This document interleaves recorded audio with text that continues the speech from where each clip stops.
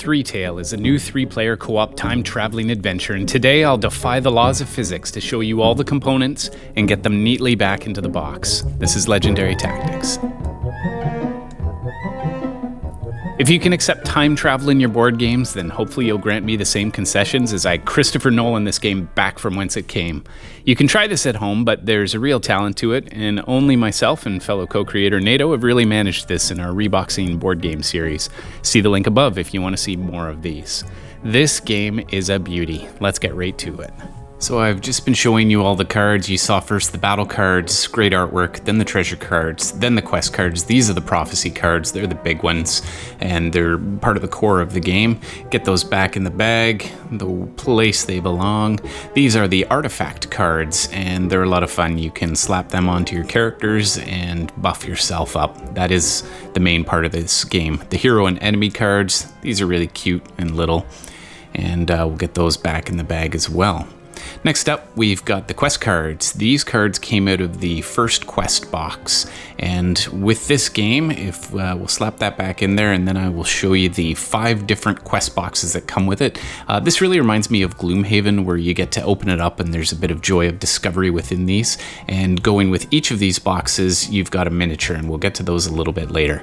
Alright, the dual layer player mat. This reminds me a lot of Scythe, and each card has its own abilities. The youngest son would be a good character for battling, for instance, but let's also take a look at some of the others. The sun and moon,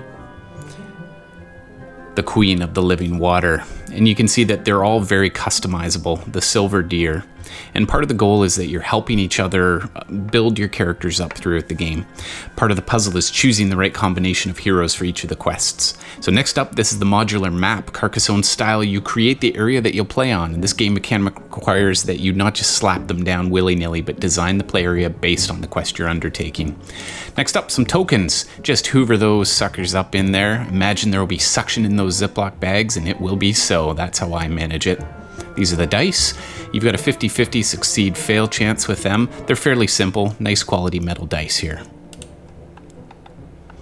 So let's get to the pièce de résistance, the minis. Each quest comes with one, and they may be more aesthetic than tactile than they are functional, but we board gamers only really care how nice they look, and they remind us that the game can be playful and return us to our childhood. There's also character minis for each of the player mats that you decide to use. If you're a person who loves to paint them, have at her. I am not one of those people, but they're still fun to manipulate on the board and move them around on the map that you created. Nice little ship to go with the game. Okay, this is the hard part, the anti-gravitational shake. In the 50s and 60s, this is what the young people like to do at the local dance halls, but for us though, it's a convenient and efficient way to repack this game. Now the Vicinator is the last guy left. I just want to feature him because if you battle him, you'll need to stop those tendrils from activating and spreading 8 viruses, and we all really, really hate viruses these days, so this seems like a worthy enterprise. Slap the lid back on the box, and there you have it. This is Threetale. If you enjoyed this take on an unboxing, we'd appreciate it if you liked the video. If you want more of these, stab the subscribe button. If you want to learn more about this game, check out our interview with the game designer. Thanks for joining us on Legendary Tactics.